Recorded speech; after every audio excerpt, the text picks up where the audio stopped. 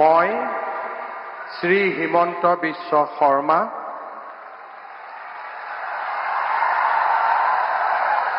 ঈশ্বৰৰ নামত শপত লওঁ যে বিধিৰ দ্বাৰা স্থাপিত ভাৰতৰ সংবিধানৰ প্ৰতি মই প্ৰকৃত বিশ্বাস আৰু আনুগত্য পোষণ কৰিম।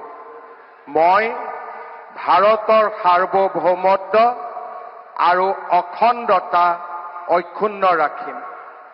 মই অসমৰ মুখ্যমন্ত্ৰী হিচাপে মোৰ কৰ্তব্য বিশ্বস্ততাৰে আৰু শুদ্ধ অন্তঃকৰণেৰে সম্পাদন কৰিম আৰু মই ভয় বা পক্ষপাত, অনুৰাগ বা বিদ্বেষ নোহোৱাকৈ সংবিধান আৰু আইন অনুসাৰে সকলো শ্ৰেণীৰ লোকৰ প্ৰতি ন্যায় আচৰণ কৰিম।